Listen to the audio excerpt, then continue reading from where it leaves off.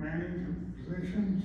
And John and Kathy Turner are a wonderful couple and have done world of things for Siloam, and we're very proud to have them.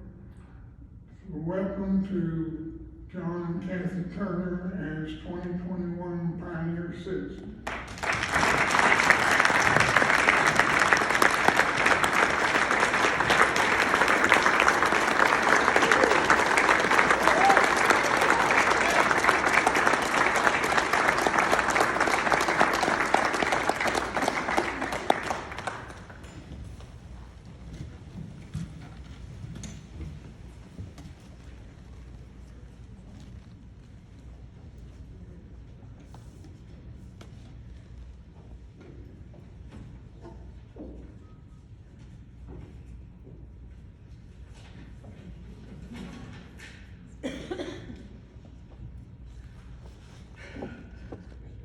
Arthur and Danielle didn't quite mention that I could wear my pajamas and stay home. I missed that part. Anyway, thank you, Chamber. Thank you to the Pioneer Citizens, and congratulations, Craig. When John and I were first notified that we'd been selected as Pioneer Citizens, I asked John exactly what does that mean. Hank Harrison, a past Pioneer recipient, informed us that the Chamber only gives out these awards to people who are getting ready to die. So all of y'all are invited to our wake. Hank paid for it. After looking at the list of past Pioneer Citizens, we realized it meant a very real commitment to Siloam Springs. It's quite an amazing list of people, and John and I are very honored to be selected to join them. But the Pioneer Citizens is a very short list of those who give to Siloam Springs. When I look out at the people in this room, I know that each of you have given something to Siloam Springs to make it a better community. Whether you volunteer your time, money, or your good hard work. As teachers like Melanie Taylor, whose influence will be felt for years, the downtown, the uptown, and the Highway 412 business owners. It's the nonprofit volunteers like Jerry Cadmus and Wayne Thomas who spend countless hours helping those with needs. And the JV faculty and the students, and many who graduate and choose to live in Siloam. It's the bunkers and other builders and developers who are committed to the progress of Siloam. It's Aaron Hollenbach, who for 24 years was dedicated to the Siloam Springs parks by keeping the trash picked up in the parks and moved. Aaron took a lot of pride in his job, and Siloam benefited from it. To you, and to many more who have already made Siloam Springs a wonderful place to live, thank you.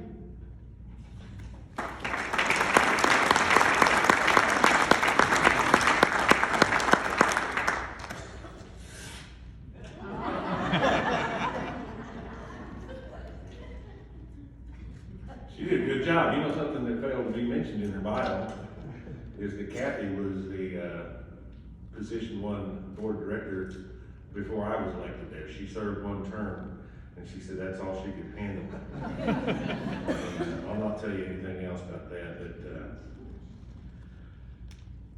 no, seriously, my notes are, I ramble. I follow the Dick Boland School of Speaking, and just stick with it, and if you need to fall asleep or you need to leave, it's fine, that'll be okay. But you might miss something, but being a Pioneer Citizen is an honor, and just like Kathy said, whenever Arthur called and shared with us that, it kind of sets you back. What does that mean? It means you're getting old, and you've been around a long time. One of the things, there's probably a few other people here, but not a whole lot. But one of the things that I can say makes you a candidate for being a Pioneer Citizen is that all the past citizen winners, I knew every single one of them. I've worked for several. And I was on a first name basis with all of them. And I think that's pretty good. It's as young as I am, so. And in fact, Melanie Taylor was Callie's teacher. I think it was second grade, isn't that right? First grade. Oh, she really got her started. That's great. Talk to you later, and I'll tell you where you went wrong, Melody. Okay?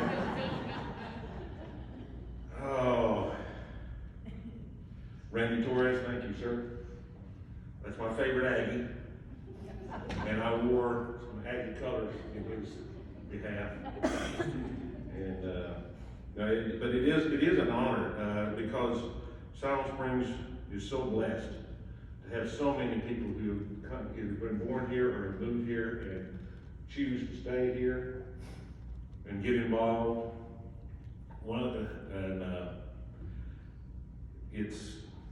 It's not only an honor, it's very humbling. And when Arthur told us that, right after he told us, he just talked about us, and he said, and I went out to get the mail at the mailbox, and I came back. He called back, or I think I may have called Arthur. But and he said there was one other recipient, and actually what I was going to tell him was next year, because I think as a past member, recipient of this award, you get to make recommendations to take this thing off to future recipients. And as I was coming back, just as I got to the door, I kept thinking, who would I name? Who could I nominate if that is to do what we get to do? And if I'm lying, I'm dying. I said, Craig Taylor. Well, he's already been chosen to get this the same year that you're getting it, so I'm going to have to work to do it. But that's the person that just popped in my mind all of a sudden was Craig Taylor. Craig, you are so deserving. Siloam is so blessed to have you and Melody here. And of course, we knew his dad, Irving, too. He was what a fine gentleman. He had a good example to follow. Old hospital stories. One of those that didn't come up was the fact that the hospital was on the 3rd floor of the building. No elevator. So, ladies who have children, you had to walk up 3 flights of stairs just to get to have that baby. And I'm glad that my mother chose to do that. We would go down there whenever anything was going on in the city of Siloam, down in the park area. The guys would be hanging around down there, and of course the jail was down there. And we would sneak in and go into the jail and see if there was anybody in jail. I don't think we were looking for anybody to do, but we were going in there because we were scared that it was a challenge to do something like that. So.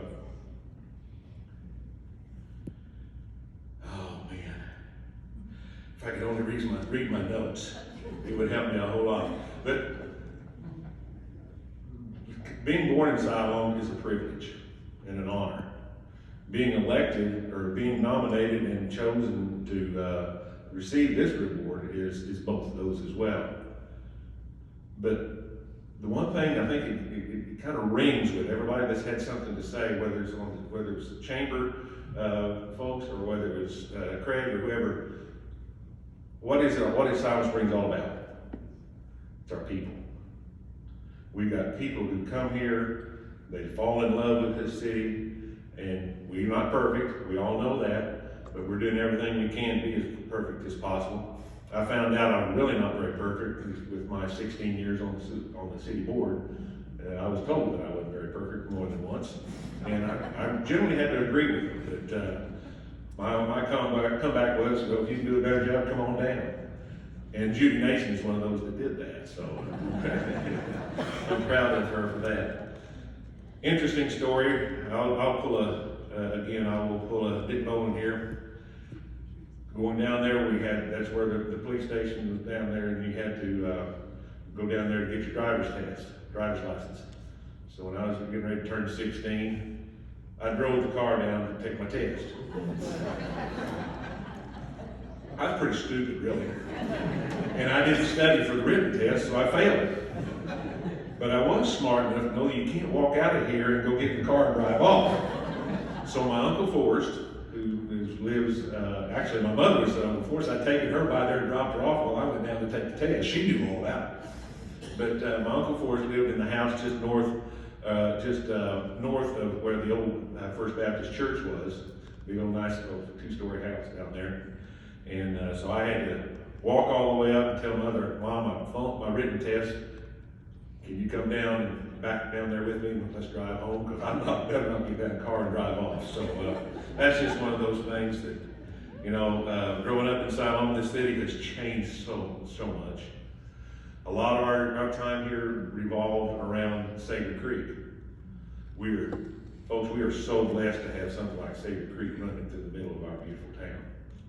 And that's one of the things that when I traveled for Allen Candy Company for 39 years, I didn't travel for 39 years, but was with them for 39 years, it didn't seem to matter where I was in this United States.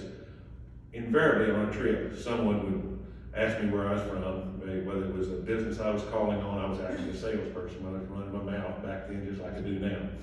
And they'd ask where I was from. I said, well, I was born and raised in Siloam Springs. Oh, that's a pretty town. You've been there? Oh, yes. Oh, yeah. We have a grandson or a granddaughter at John Brown University. Or they knew about John Brown University. That was one of the drawing cards to bring people that they knew about Siloam Springs was because of JDU. My dad, Donna Sr., actually traveled with the founder, Dr. Brown, in a quartet, and they traveled as an evangelist group and also promoting John Brown University. And so I knew John, I knew the founder, I knew John Sr., I knew the third. I say senior, he's not senior, he was junior, but John the third, of course, is the one that was just a little over a year, not quite a year older than I was, but I ran around with him, and I heard Stuart Springfield's name mentioned earlier tonight. And Stuart, we certainly miss having Stuart. He died way too early, folks, way too early. And the world missed out on somebody super special with his. But don't ever lose sight of what Siloam stands for, and that's our people. We are just, I'm not going to go any further. It's just, I do have to do one, there's one typo in your program. I believe I'm right on this, but one of the recipients is Eldon Robb, not Eldon Rod. R-O-B-B. They want to change on that one. I don't know what happened on that. Probably somebody like me was typing and they get their well, I'm considered fat fingers. That wouldn't even go over very well. My fat fingers hit two keys at the same time. If I hit the B a little bit harder than the B, then that's what comes up. But I believe, I could stand corrected if I'm wrong, but I believe it is Eldon Robb. Because actually, Mary still here? There used to be Mary Barnett. We went to school with his daughter, Linda. So I think that's it. That was at Pet Milk. Now, how many of you remember when Pet Milk was still here? Donetta? Craig? Melody? There's not very many hands that Jonathan knows. Yes, sir. Good to see you, Jonathan. We appreciate the work you've done, sir. It really is. And we're proud of the way you represented Siloam Springs for getting this, getting 412 worked on. Hopefully we can get that thing extended on to the east at some point in time and make some of these businesses that have sprung up all the way as we're moving out east. It's a little bit difficult getting out of the parking lot with the highway the way it is right now. It needs that divided highway with a single direction going east or west. So maybe we'll get that down, and maybe that'll get handled here in the very near future. Again, I just thank you so much for this honor. And thank you so much for being here. And I want to tell you thank you those who have reached out to me on the passing of my brother Murray. Murray, of course, he traveled with the Harmonaires and the other groups and Sound Generation, I think, and I know the Harmonaires for John Brown University was wonderful. He was my hero. And I guess I wish he could have been here to see me receive this award. I know he would have appreciated it. He was on my side most of the time, even when I was wrong. So, and I was 7 and 10 years younger than my two older brothers, so they treated me like dirt when I was a little kid. But I paid them back about the time they started dating. And Mom and Dad said, well, you got to take John Mark with you. So I got them back, I really did. So But again, thank you all for being here tonight. It's, under the circumstances, it's a challenge. Who would ever thought it'd be okay to walk into a bank or whatever establishment with a mask on and not get a gun pulled on you? But I appreciate it. From the city standpoint, I'm not there with my preaching right now. I appreciate those of you who are doing your job of wearing these things. I can't guarantee you that it's doing anything, but it doesn't hurt. There's no, there, you know it's going to help. It's got to help some, but it doesn't hurt. Wear your mask. Thank you all for doing that. And again, thank you all for this wonderful, wonderful honor for Kathy and myself. And we're proud to be Siloam Springs. Thank you.